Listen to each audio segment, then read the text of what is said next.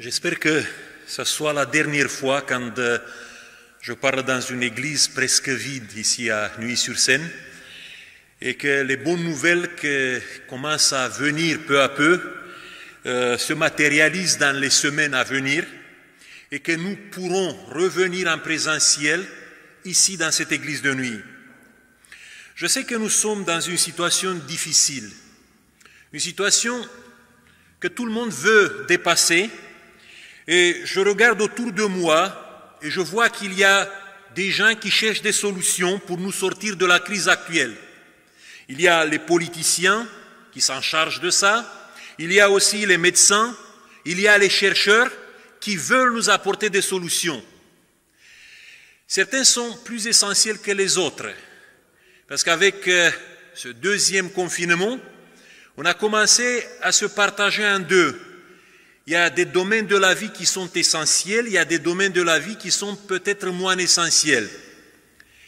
Et ce matin, je veux lancer un défi. Et si la religion ne fait pas partie parmi peut-être les solutions essentielles de notre existence aujourd'hui? Ces derniers jours, j'ai suivi certaines émissions à la télé qui avait comme élément central la commémoration du général de Gaulle. Et à côté du général de Gaulle, il y avait une autre figure qui a été présentée, c'était la figure d'André Malraux, son ami, son collaborateur. Et je me suis rappelé d'une citation, une citation malheureusement apocryphe qu'André Malraux aura dit. Et cette citation, c'était « Le siècle prochain sera religieux ou il ne sera, ou ne le sera plus ». Il y a certains qui disent que peut-être Malraux, il avait dit ça lors d'un dîner ou lors d'une rencontre. Il y a même des personnes qui jurent qu'ils ont entendu de sa bouche ces paroles.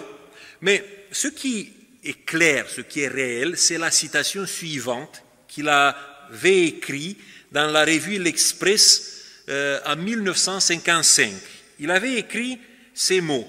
« Je pense, disait-lui, que la tâche du prochain siècle, en face de la plus terrible menace qu'ait connue l'humanité, va être d'y réintégrer les dieux. » Qu'est-ce que Malraux voulait dire?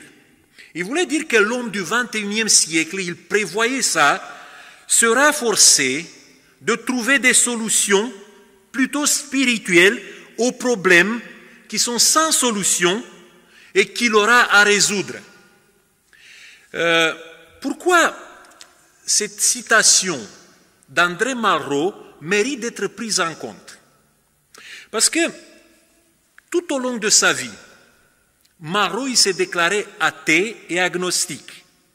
Et quand quelqu'un qui est athée et agnostique, il te dit que dans le futur, la solution doit être trouvée dans le domaine spirituel, ça veut dire que ce n'est pas quelqu'un qui est intéressé de la religion, qui est intéressé de faire la propagande de la religion, qui te dit ça. C'est quelqu'un qui était agnostique. C'était une personne qui ne manifestait pas une grande confiance dans les religions ou dans les éléments spirituels. Après, peut-être vous connaissez un petit peu la vie de Malraux. C'était une vie où il a cherché toujours des réponses existentielles dans toutes les idéologies, toutes les religions de son temps. Il a commencé par être marxiste. Il a participé à la guerre républicaine en Espagne, du côté des républicains, des anarchistes, des communistes. Il a baigné dans le nihilisme à un certain moment. Il a cherché aussi des solutions dans l'hindouisme et même dans le christianisme. Mais il a témoigné qu'il n'a jamais trouvé la bonne solution pour sa vie. Après, dans sa vie, il a vécu des drames invraisemblables. Imaginez-vous un homme qui voit son père se suicider. Aussi, quelqu'un qui perd les deux frères. Un frère qui a été fusillé par les Allemands pendant la guerre, un autre qui est mort dans un bombardement des Alliés. Après, il voit sa compagne qu'il aimait beaucoup, avec qui il avait 2 enfants, sa compagne qui meurt dans un accident stupide de train. Et il voit aussi ses 2 fils, un de 21 ans et l'autre de 18 ans, qui meurent tous les deux le même jour dans un accident de voiture. Et cet homme qui a été bouleversé dans sa vie, vers la fin de sa vie, il multiplie les déclarations qui disent que seul le transcendant peut réparer l'humain et le faire guérir de ses blessures, même s'il ne croyait pas en Dieu. Voilà pourquoi je crois que la religion peut nous apporter une solution à notre quête d'aujourd'hui, à notre quête pour la paix, pour la sérénité d'aujourd'hui. Parce que la religion essaie de répondre à 2 questions fondamentales de la vie humaine. La première, c'est le sens de la vie. Quelles sont les valeurs existentielles nécessaires? Quel est le salut que nous devons avoir? Quelle est la manière de bonifier notre vie? Et aussi, la deuxième question fondamentale de l'existence humaine, c'est la mort. L'aspiration que nous avons à nous, c'est une aspiration innée vers la vie éternelle. Et la religion essaye de donner des réponses à ça. On constate dans le XXIe siècle que ni les philosophes, ni les technologies ne peuvent pas nous apporter des réponses à ça. Et peut-être André Malraux, il s'est rappelé d'une rencontre qu'il a eue à la fin de la Deuxième Guerre mondiale, quand il était ami avec Jean-Paul Sartre à l'époque.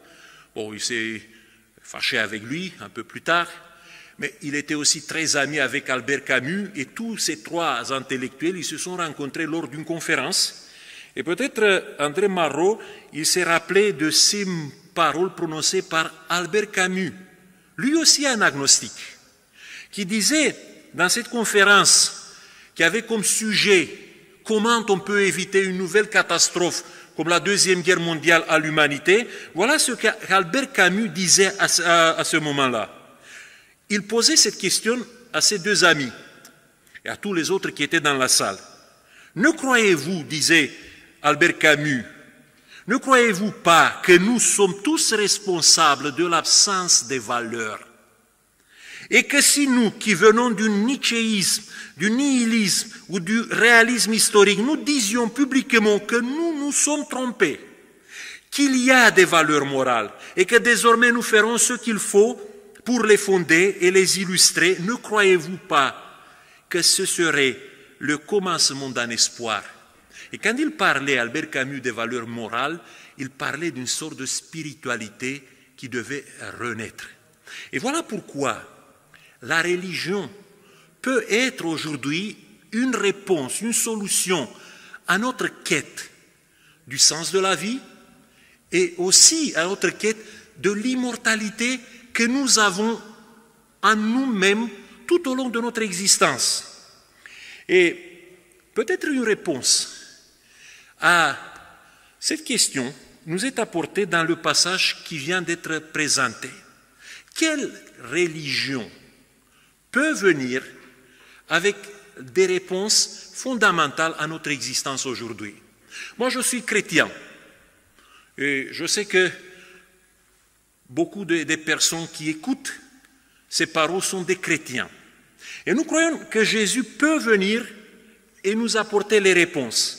Et dans les évangiles, il y a cette rencontre entre Jésus et un chef, peut-être un chef religieux de la religion judaïque. Et dans cette rencontre, il y a exactement ces réponses à ces 2 questions fondamentales que nous nous posons tout au long de notre existence. Le sens de la vie et la vie éternelle. Bon, je reviens un petit peu sur cette histoire, parce que pour les 3 évangiles synoptiques, c'était une histoire importante. C'est pour ça que vous trouverez cette histoire racontée avec quelques détails différents, racontée par Matthieu, par Marc et dans le texte de Luc que nous avons lu. Et voilà comment se déroulent les choses dans le cadre de cette histoire de rencontre entre Jésus et un chef peut-être du judaïsme. D'abord, avec les éléments qu'on peut voir dans les autres évangiles, cette rencontre a lieu entre Jésus et un jeune chef. Bon, en grec, on dit un archon. Ce jeune chef vient, il se jette à genoux, après l'évangile de Marc, devant Jésus. Et lui pose une première question. Bon maître, que dois-je faire de bon pour avoir la vie éternelle? Bon, certains évangiles disent bon maître seulement. Il y a l'évangile de Matthieu qui ajoute que dois-je faire du bon? Ou quel bien je dois faire pour obtenir la vie et la vie éternelle? Après, nous avons une première réponse de Jésus. Pourquoi m'appelles-tu bonne? L'a interpellé Jésus. Et pourquoi m'interroges-tu sur ce qui est bon? Un seul est le bon, c'est Dieu. Si tu veux entrer dans la vie, observe les commandements. Il y a une deuxième question qui est posée par ce jeune homme, qui pose à Jésus la question « Lesquels? Quels sont les commandements que tu les nommes les bons commandements ?» Et Jésus lui offre la réponse suivante en énumérant les commandements du cinquième commandement au 9e commandement du décalogue, et il ajoute dans l'évangile de Matthieu « Tu aimeras ton prochain comme toi-même ».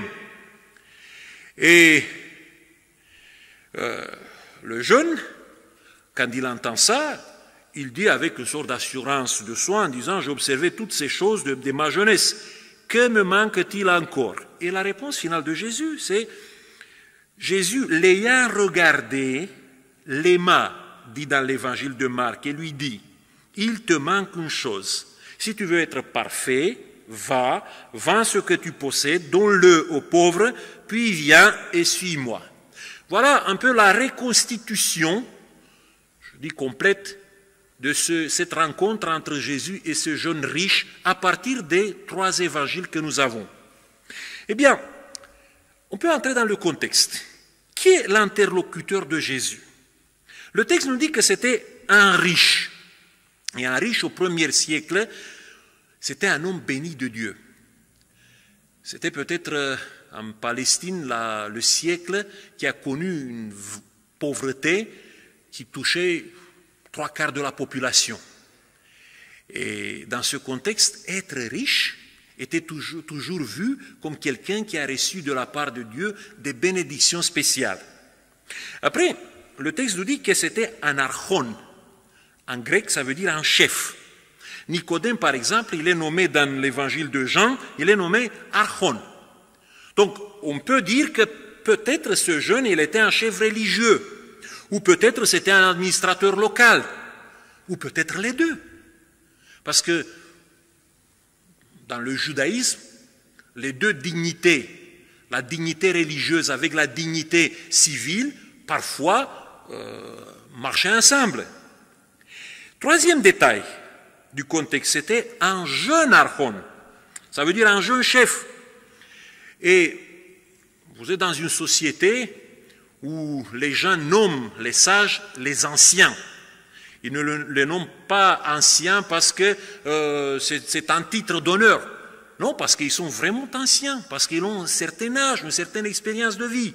Et voir un jeune qui est chef religieux ou chef administratif, ça veut dire qu'on a affaire avec quelqu'un qui est exceptionnel, qui est génial, pour acquérir un tel statut à cet âge-là. Et ce jeune, il admire énormément Jésus, parce qu'il fait un geste surprenant. Dans l'évangile de Marc, on nous dit qu'il se jetait aux genoux devant Jésus. En grec, il est utilisé un verbe gonipeteo, qu'il est utilisé encore une fois dans l'évangile de Marc, mais dans le cadre d'un lépreux. Un lépreux qui est venu pour implorer Jésus pour lui donner de l'aide. On peut voir dans ces deux scènes, dans ce geste de ce jeune homme, un geste désespéré. Il cherche de l'aide, il respecte Jésus, Il admire Jésus au-dessus de toutes les autres personnes, de tous les autres rabbins. Il est venu avec une bonne volonté, avec des bonnes intentions devant Jésus. Et maintenant, je veux passer un peu dans la réflexion que les disciples ou les autres qui étaient autour de Jésus pouvaient avoir dans leur tête à ce moment-là. C'est la première fois quand, dans les 3 années de mission que Jésus a passé en Palestine, c'est la première fois qu'un chef juif montre un tel respect à Jésus. On peut dire enfin, Jésus a touché le but de sa mission. Au début, il a attiré des pécheurs, il a attiré des gens simples autour de lui, il a parlé aux publicains, il a parlé aux prostituées, il a parlé aux gens qui sont infréquentables. Mais maintenant, voilà un chef, voilà un homme respectable, voilà un homme qui vient de l'élite, qui maintenant se jette aux pieds de Jésus. Et ça, c'est extraordinaire. Deuxième chose que le texte nous dit dans l'évangile de Marc que Jésus l'aima en le regardant.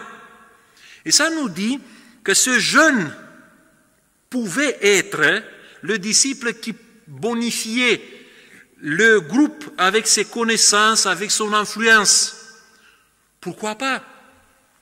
On peut penser, par exemple, que Jésus, quand il l'a regardé, il a vu le potentiel qui existait dans cet homme. Un homme qui pouvait devenir peut-être le théologien du groupe, l'écrivain du groupe. Et si les choses se terminaient bien dans cette histoire, aujourd'hui, quand on ouvrait le Nouveau Testament, au lieu de 27 livres du Nouveau Testament, peut-être on avait une quarantaine. Parce que aux 27 livres du Nouveau Testament, peut-être on avait aussi les écritures de cet homme qui était intelligent, qui était capable, qui connaissait beaucoup de choses et qui pouvait apprendre encore de Jésus pour distribuer, pour proclamer l'évangile d'une manière unique et d'une manière inouïe. Voilà pourquoi Jésus l'a aimé quand il l'a vu. Et après, l'adhésion du jeune chef ouvrait la voie pour d'autres membres de l'élite à se joindre à Jésus. C'était un bon exemple. Jésus, il était en train d'aller vers Jérusalem pour la dernière fête de la Pâque.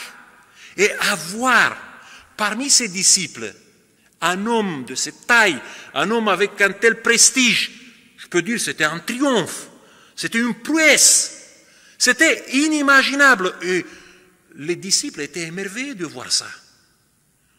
Et même nous, imaginez-vous qu'ici à nuit, un samedi, c'est le maire de la ville, Monsieur Fromentin, ou peut-être l'évêque de Nanterre, le Monseigneur Rouget, qui vient, il entre dans notre église, et à la fin, il vient vers celui qui a prêché, et il lui pose des questions. Qu'est-ce que tu crois que je dois faire pour avoir la vie éternelle?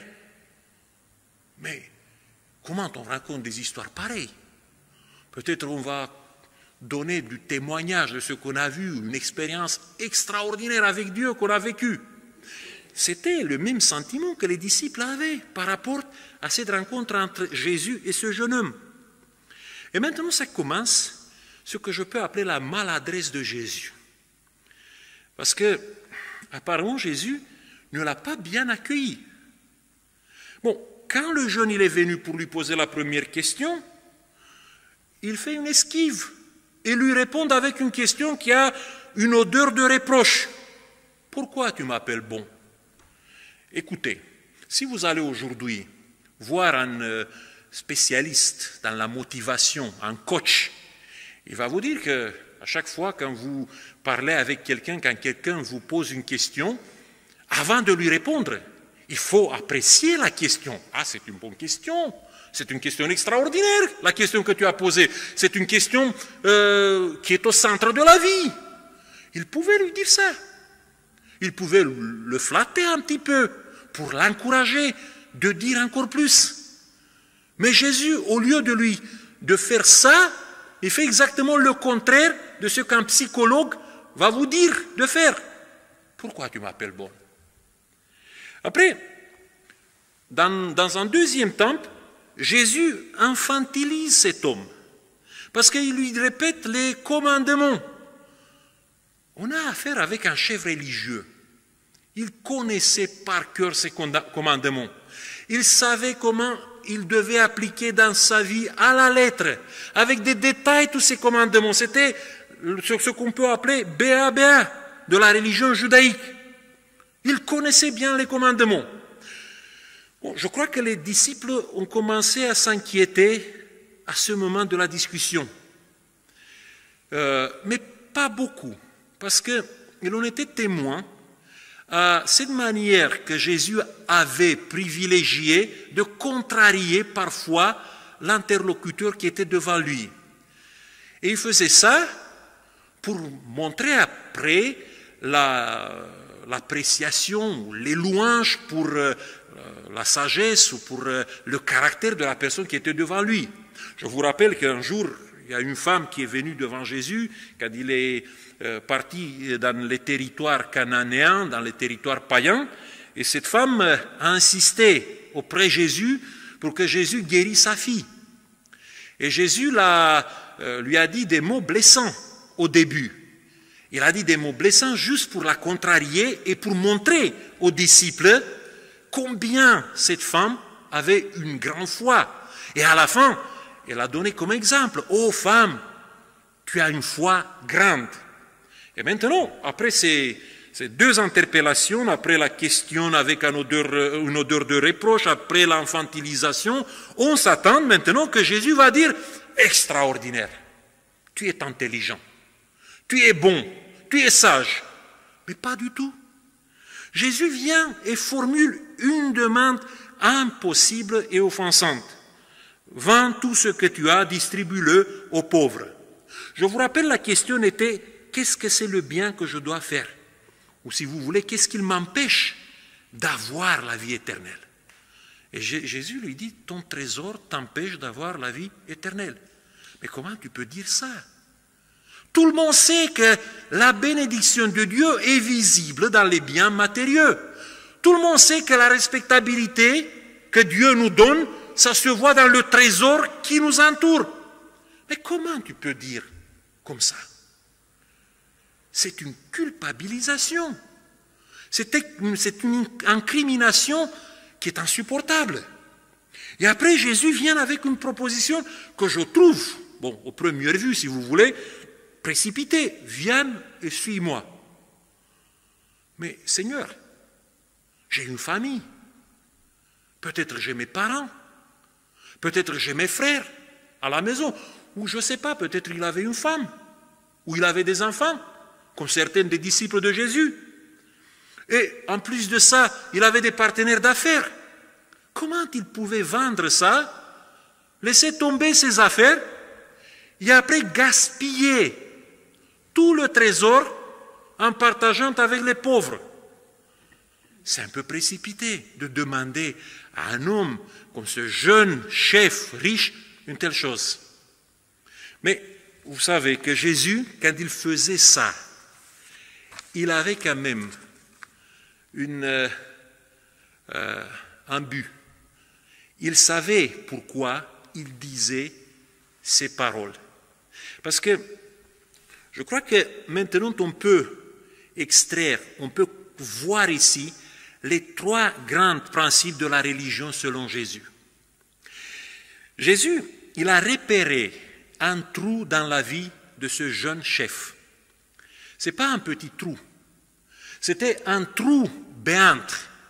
Parce que cet homme qui se vantait d'être un bon observateur des commandements de Dieu, c'était un idolâtre. Il transgressait le premier des 10 commandements, qui disait que tu ne dois pas avoir devant Dieu quelqu'un d'autre, que tu ne dois pas avoir dans ta vie comme référence absolue qu'une seule personne ou qu'une seule chose. Et ça, c'est Dieu. Eh bien, Jésus lui rappelle l'élément fondamental de sa religion. Et l'élément fondamental, c'est d'avoir une seule référence dans la vie. C'est avec ça que la religion commence, la religion de Jésus. Cet homme, il avait remplacé dans sa vie, au centre de sa vie, Dieu avec les bénédictions de Dieu. Bon, ce qu'on peut appeler les trésors qu'il avait. Et peut-être il a sanctifié ces trésors. Il idolâtrait les trésors que Dieu lui a confiés. Et c'est ça le problème que cet homme, il avait dans son existence. Et à partir de ça, Jésus nous transmet le premier principe de la religion. La clé de notre spiritualité se trouve dans l'exclusivisme accordé à Dieu. Et je reviens chez nous. Nous sommes dans une époque où nous avons une sorte d'idolâtrie insidieuse. C'est l'idolâtrie du moi, de l'ego. On est dans un temps où le narcissisme est la vraie pandémie, ce n'est pas le coronavirus, la vraie pandémie. Il y a des gens qui tournent autour de leur propre personne et qui obligent les autres, manipulent les autres de faire la même chose. Et parfois, ça crée des souffrances inouïes dans la société.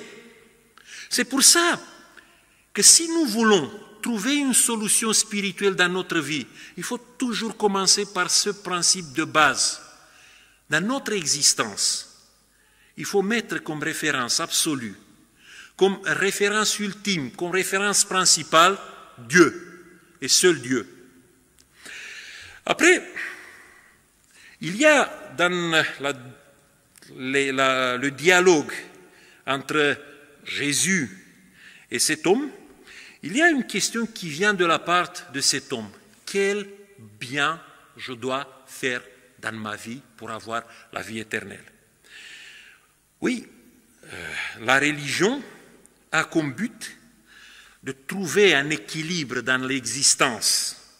Et parfois, il y a des religions qui disent pour trouver l'équilibre dans l'existence, il faut faire quelque chose. Il faut prier, il faut tenir en compte des lois, il faut faire toutes ces choses-là. Et cet homme, il avait cette mentalité, que la religion consiste dans le verbe faire. Et Jésus lui dit non, le bon et le bien est une personne. Et cette personne, c'est Dieu. Ça veut dire que la notion du bien dans la vie est une personne, Dieu, pas un code de loi. La bonté morale dans notre existence est définie par le verbe être plutôt que par le verbe faire. Avant de faire le bien, il faut être le bon. Comme Dieu, il est bon, celui qui adore Dieu, il doit être bon. Après, tu peux faire le bien. Sinon, tu peux te trouver dans une sorte de caricature existentielle, la plus sordide qui existe, où tu fais le bien sans être bon. Et ça existait au temps de Jésus, cette perversion, et ça existe depuis dans toutes les religions du monde. Il y a des gens qui sont capables de performances religieuses extraordinaires. Ils peuvent jeûner 3 jours, 4 jours, même 40 jours. Ils peuvent passer des heures et des heures dans la prière. Ils peuvent faire des choses inouïes, sans être bons dans l'intérieur. C'est pour ça que Jésus dit, la vraie religion, c'est une question d'être, pas une question de faire. Et pour être bon, tu as besoin d'une personne. Tu n'as pas besoin d'abord d'un code de loi. Tu as besoin de connaître cette personne et de demander à cette personne d'être comme elle. Ça, c'est l'élément central de la religion selon Jésus. La relation avec Jésus produit en nous ce qu'on appelle la nouvelle naissance, le nouvel être. Et j'arrive au troisième principe de la religion selon Jésus. Et ce troisième principe se trouve dans la demande insensée, en apparence, que Jésus a fait à cet homme, en lui disant, voilà, maintenant, je lance dans ta vie une vocation. Parce que la religion est aussi une question de vocation. Et la vocation que je te lance, c'est la suivante. Débarrasse-toi de tout ce que tu as. Fais quelque chose d'altruiste dans ta vie et après, viens et me suivre. Bon, il y a dans un évangile où il dit, tu prends la croix et tu me suivre.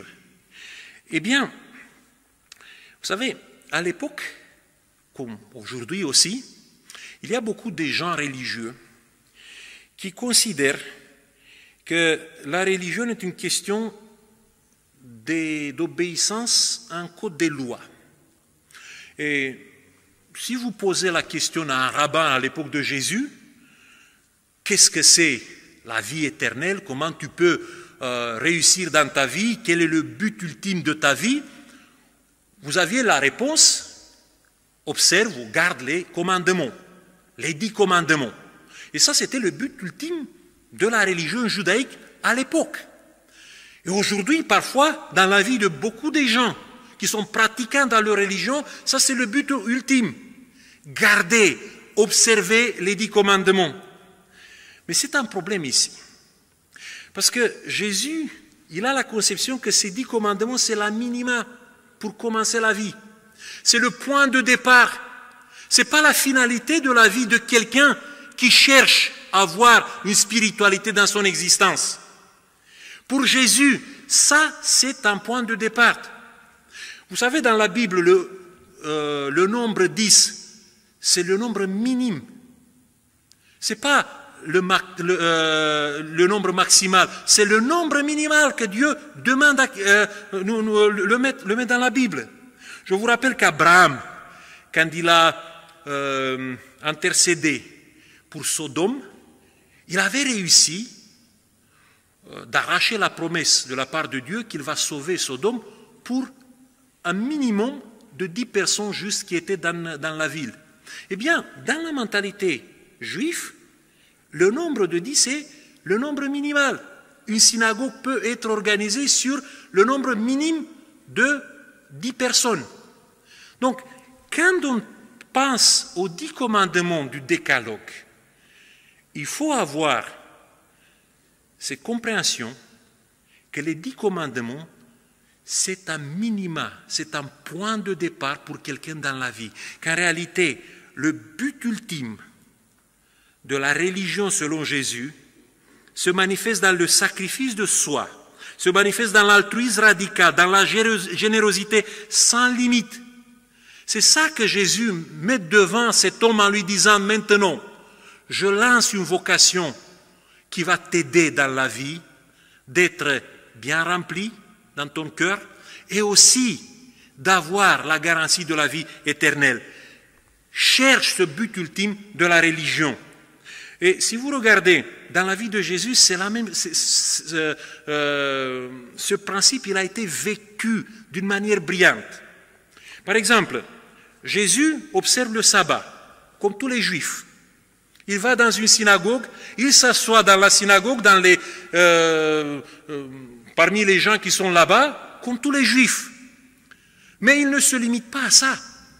Il voit un homme qui a des problèmes, des troubles psychiques là-bas peut-être, et il le guérit.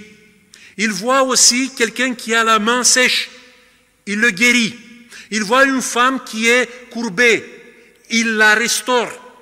Il voit un homme autour du temple de Jérusalem qui est paralysé depuis 38 ans. Il va vers lui pour l'aider. On a ce commandement du sabbat. Mais ce commandement du sabbat, c'est un minima si nous ne mettons pas dans ce commandement du sabbat cette vocation de la générosité, de l'altruisme, de la bonté. C'est ça que Jésus dit. Oui, tu es au point de départ de ta religion, de ta vie. Maintenant, il faut chercher quel est le but ultime de ton existence. Je vais terminer par une histoire d'une femme qui est née en 1910. Bon, ça fait longtemps. Son nom, c'est Agnieszka Gonche Boiangiu. Bon, c'est une femme d'origine albanaise qui est née à Skopje. Aujourd'hui, c'est le pays de Macédoine du Nord. Bon, elle venait d'une famille assez prospère. Son père était un pharmacien, un commerçant avec des médicaments. Il gagnait très bien sa vie. Elle avait un frère qui s'appelait Lazare Mais l'époque où elle a vécu a été une époque compliquée, parce qu'en 1913, dans cette région des Balkans, ont commencé les guerres. D'abord la première guerre balkanique, la deuxième guerre balkanique, après c'était la première guerre mondiale, et jusqu'à 1919, les guerres se sont ensuivies l'une après l'autre. Et en 1919, son père va mourir. Et l'affaire familiale a fait faillite. Et à ce moment-là, Agnès a décidé d'aller entrer dans un couvent, parce qu'elle était catholique. Elle est entrée dans un couvent, le couvent de Notre-Dame de Lorette, qui préparait des enseignantes pour les missions dans les pays qu'on les appelait les pays païens. Elle a été envoyée en Inde, à Calcutta, pour éduquer les filles des familles bourgeoises, des familles aisées. Et là, en Inde, elle a été confrontée avec une pauvreté inimaginable. Même pour la période de pauvreté qu'elle a vécue dans son pays balkanique. Eh bien, là, dans ce cadre de cette pauvreté terrible, elle a commencé à avoir des questions par rapport à sa vocation.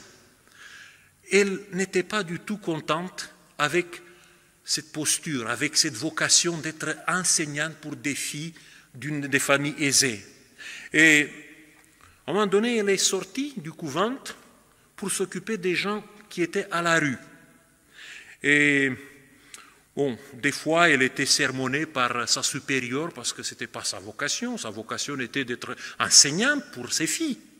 Et finalement, vers l'âge de 40 ans, après une période difficile de maladie, elle a commencé à réfléchir si être sœur dans le cadre de la mission de Notre-Dame de Lorette est vraiment sa vocation. Elle a songé même à quitter l'ordre pour revenir à la vie réelle. Mais elle a demandé quand même une année pour voir si elle va trouver la vocation dans les rues de l'Inde. Et elle est sortie dans les rues de l'Inde, toujours en tant que sœur, et elle a commencé à s'occuper de ces gens qui étaient à la rue, qui étaient affamés, qui étaient malades. Elle a commencé à leur donner des petites aides. Et ça lui a offert la conviction que Dieu l'a appelée pour une telle vocation. Et peut-être vous connaissez le nom de cette femme. Elle est entrée dans l'histoire de l'époque moderne avec le nom de la mère Teresa. Elle avait dit, par rapport à sa vocation, ces paroles. Pour moi, les malheureux que je rencontre dans la rue sont tous le Christ sous un déguisement désolant. Elle a fini sa vie avec cette joie, avec cette conviction qu'elle a trouvé le but ultime de sa foi. Eh bien, je reviens aux 3 principes de la religion de Jésus. Jésus, dans cette rencontre avec le jeune riche, il nous rappelle que l'élément fondamental de la religion véritable est d'avoir une seule référence dans notre existence, Dieu. Aussi Jésus, pour avoir une religion véritable, il nous dit que la notion du bien est dans l'être, pas dans le faire. Et 3e élément, si nous sommes entrés dans cette quête du sens de la vie, ou dans cette quête de la vie éternelle, il faut comprendre que le but ultime de la véritable religion se trouve dans l'altruisme radical, dans la générosité sans limite que Jésus a vécu et que Jésus a transmis à ses disciples. Que Dieu nous aide à utiliser, à vivre, si vous voulez, la religion dans ce contexte comme une solution qui réponde à toutes nos anxiétés, à tous nos problèmes que nous avons dans la crise actuelle. Que Dieu nous bénisse pour ça. Amen.